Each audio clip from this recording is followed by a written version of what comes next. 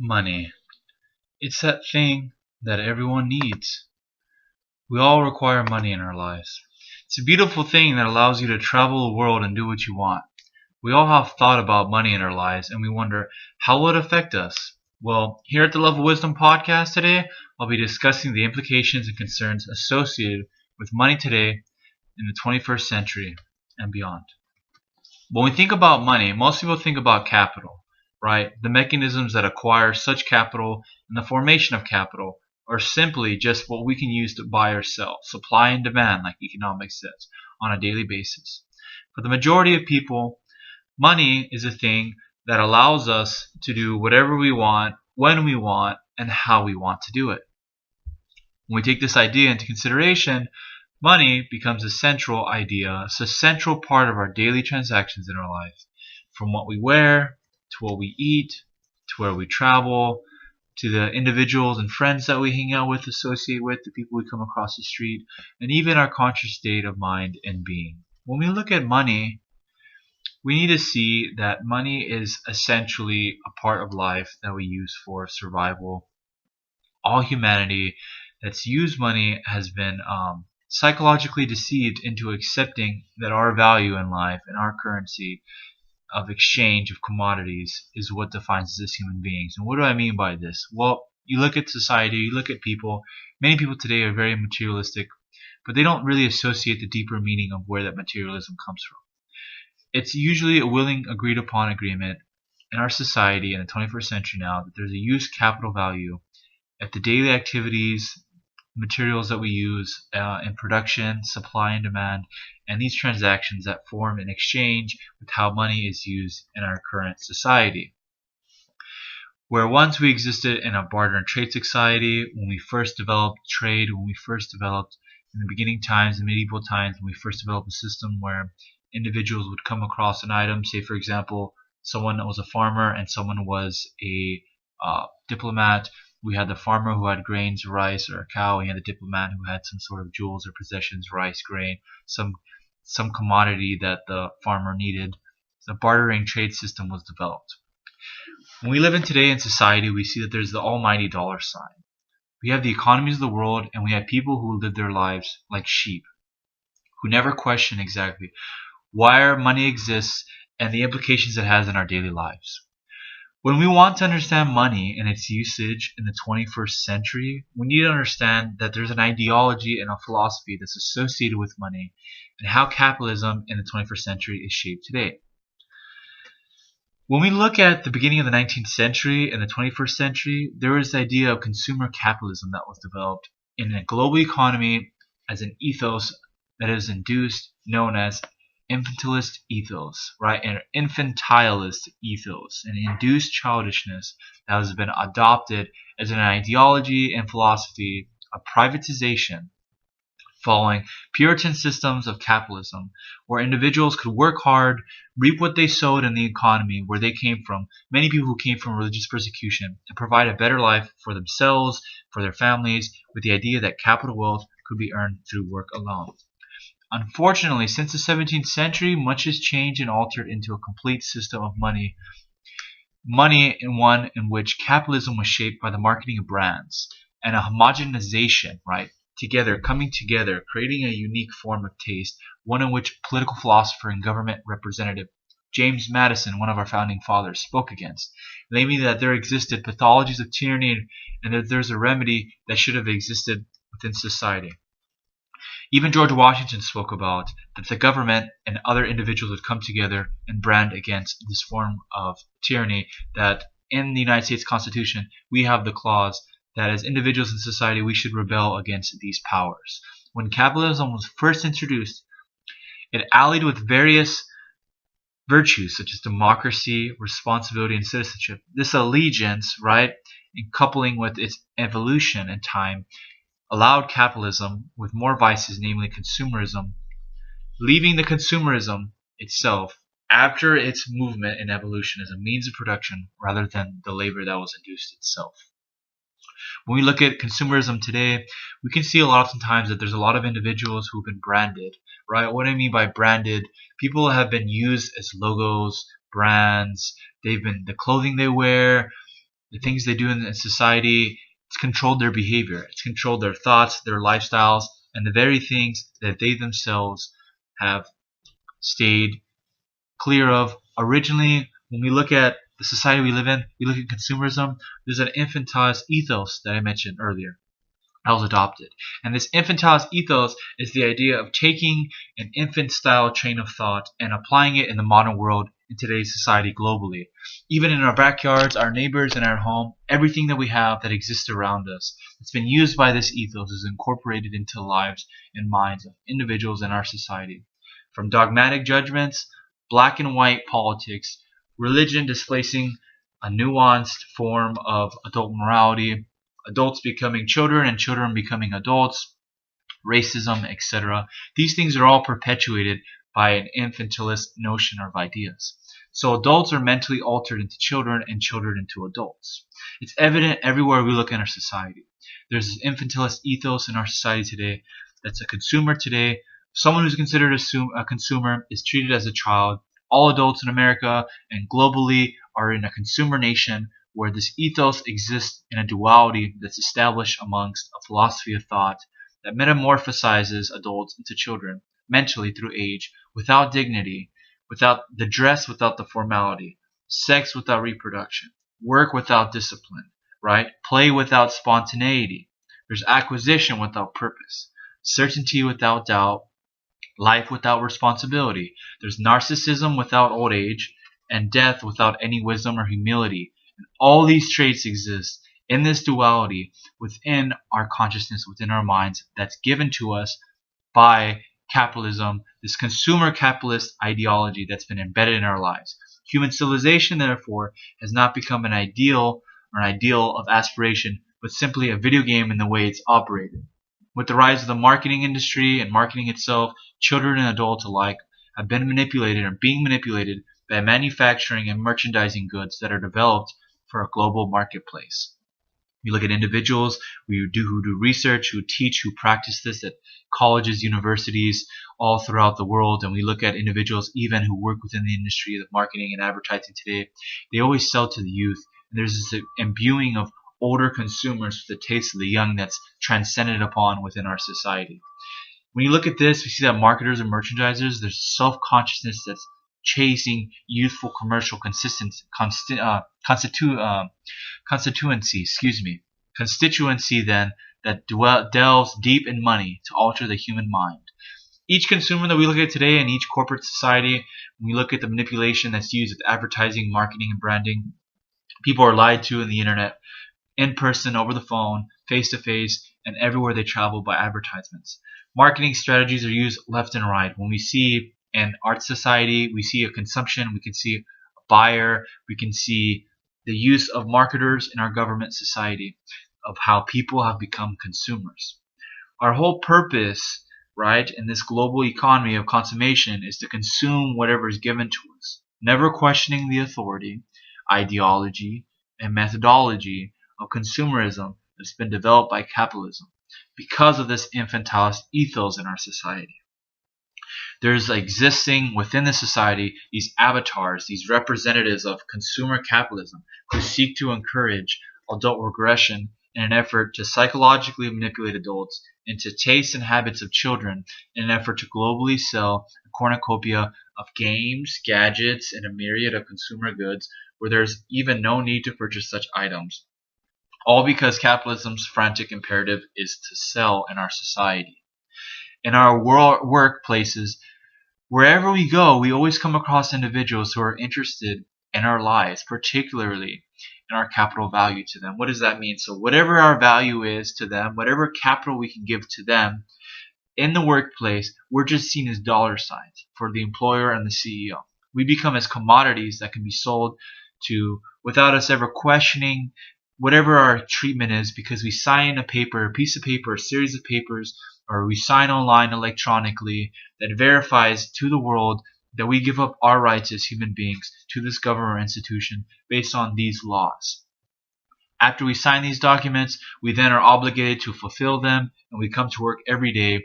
We work specific hours, working like rats in a cage. We only make a certain number of wages. whether it be salary or hourly. We're placed in a setting, a situation where people with whom we don't even want to work with, we have to deal with these people that we don't like, and we're forced to do what is necessary within the company's foundation structure just so that the corporations and the company and the CEOs and the supervisors and all those hierarchical leaders that exist within our society profit from. Evidently, that just makes us a money machine for the people that we work for. Within the democratic societies that we live in, there's an ethic, of infantilization then that exists. It perverts childhood. It prompts adults to treat children that as instruments, right? There's examples of kids that are money makers, that play sports, that do other things. There's plenty of examples in society that prove that children are used as instruments of profit. They use them, they use their minds, they use their psychology as little servants to bring capital to this global market economy, rather than having the capital bring themselves to the children to educate them, give them a better future, give them a better life, help our society, and help the world. With this, there's an emerging world of total commerce that exists with individuals who are forced to deal with a marketing infantilist ethos that's all around us. In our daily lives, there's this hum of thought that's portrayed around us by various advertising everywhere we go. Everywhere around us, there's things such as parking meters, advertising on billboards, advertising on computers, on freeways, advertising on the ground, advertising even shortly in our bodies, in our cell phones, laptops, etc. They all exist. Advertising is everywhere. And people are brought about by this idea of advertising from companies that exist and who portray this fantasy land, this fantasy life, like the Disney character Peter Pan, who's considered a youthful, vibrant,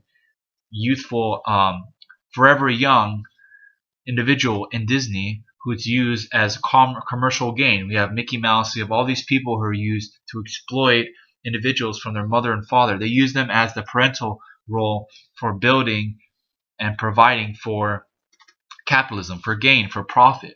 They develop in this world of commerce that there exists a global market world, a logic of which is where there's too few customers who grow up in an era of growing inequality and diminishing consumer wants. And in a global economy where such individuals have the means, there's also so much diversity, there's so many goods that are being desired, that there's so many commodities and so little shoppers that this system portrays it in a vicious circle of having individuals live by means of simply consuming.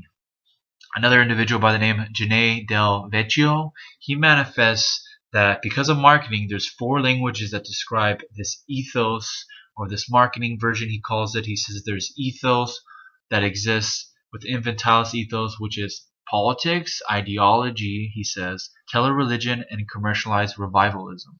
Politics, he says, is the marketing methods. We look at life, we see marketing when there's a contentious view, argumentative nature, something simplistic. There's the ideology, the second language. He says it focuses on the privatization, the influence of narcissism and interest within individuals. And then he says the third language is tele-religion, and the fourth, which are combined, commercialized revivalism, that are construed more and more with a telecommunity that offers shallow solutions to complicated problems in our society. The community that exists, the TVs, computers, laptops, advertisements, things that we can see that come directly to our senses, that come to our eyes. We as consumers, we have been transformed into this infantilization as instruments. People don't realize this every day, but they are instruments towards technology, towards their businesses, towards their products, towards their means of understanding and thought through a daily interaction with it. We have Western civilizations, we have understandings of childhood that have influenced from these civilizations onto other communities, and all these children have been converted into ends in themselves, right? Rather than means to an end, right? They become ends. These ideas, philosophical idea, there's no autonomy, there's no self-defense, there's no happiness and well-being of these individuals that ultimately exist within the public good. Even our democracy, it's been corrupted. Every day we see an advancement of commercial capitalism in our society globally. There's the idea of this republican realm of goods, or this idea of goods, public citizens, that gradually come to complete a privatization in our society. We even see an example even in philosophy. You see Socrates, he spoke to various rulers, disorderly rulers in Athens, and he asked them for justice. He said, if you were to prevail, you must make kings philosophers or philosophers kings. The idea of rulers ruling, the idea of people changing. But when we see today, when we look at the infantilist ethos, when we see this ethos of this consumer, this selling, this desire, we see that there's a sophistry that exists, right? Sophistry comes from the Greek word meaning sophos, one who changes, one who basically is tailored all. You can see sophistry, someone who takes an idea and twists it toward their own means, a way of communication, of manipulation. And a lot of sophists that exist in our society today, they exist because of marketing, and they don't only exist for that, but they exist with marketing, and a lot of marketers use sophistry and believe in this analogy that there's this consumer capitalism that must prevail over you, that must make your children consumers and make your consumers that exist in our society, which is mainly adults, children. When we view this new gospel of consumption, we see that this infantilist ethos that exists, there's the spending habits that have been holy, that have been sanctified in the way we see our view, in which we cherish and use as Americans, and we use as global citizens of the world, that lead through this holy crusade, right, to startle and to use consumers and industrious workers towards this overall goal. But when we look at most Americans, including myself, when I look at this, we have to see the work that we live in, that we would rather view our society, we'd rather live, and we would have all the work to live rather than live to work. We want to work to live rather than live to work. Our minds and our perceptions have been tailored toward longer hours, little pay, and terrible working conditions. We all want to work in an environment where we feel safe, where we're accepted, and where we have the ability to flourish.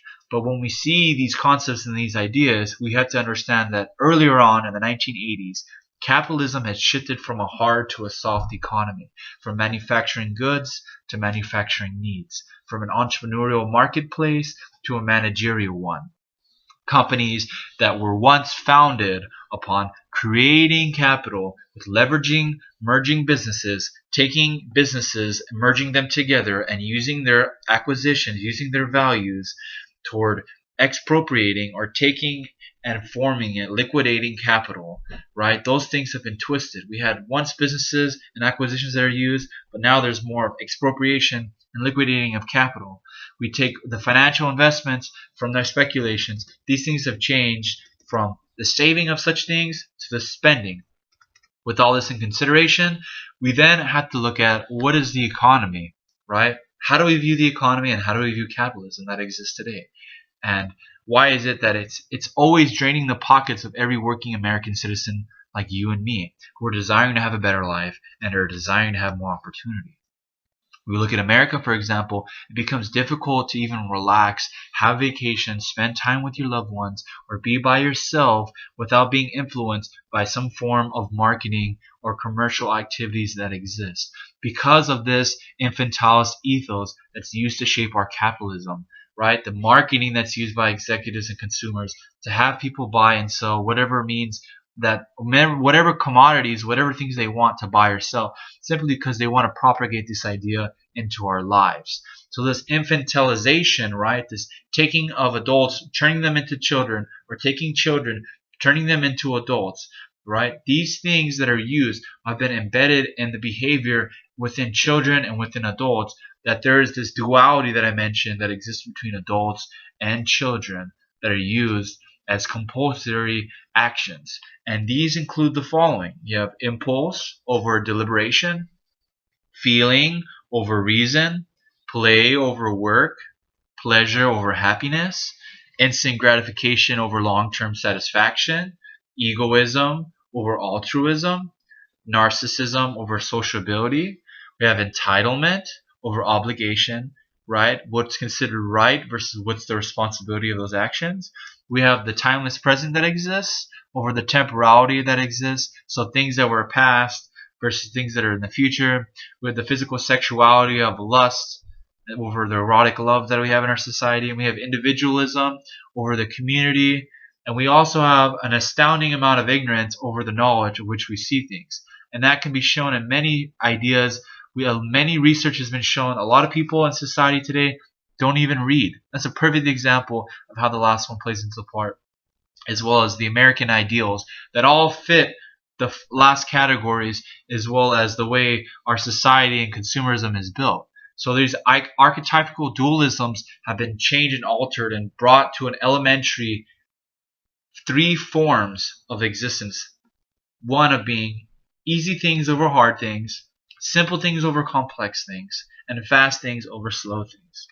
So money exists in a society that's shaped by the adult servitude that's lead us into what philosophers call today as heteronomy, right? In the past, or being morally ruled by others. We're shaped by the mental perceptions and philosophy that's adopted today by the capitalists, right?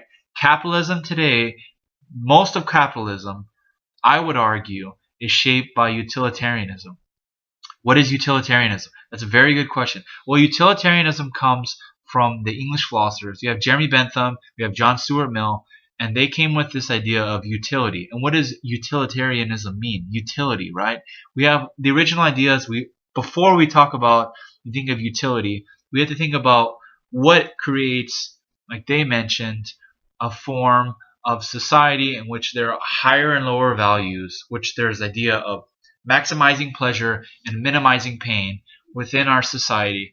And we look at these ideas, and there's this hedonistic calculus that exists within us that they believe exists through the psychology of manipulation of people to take ideas that are pleasurable and painful and measure them on a scale. Similar to any other scale, there's a simplistic notion of that.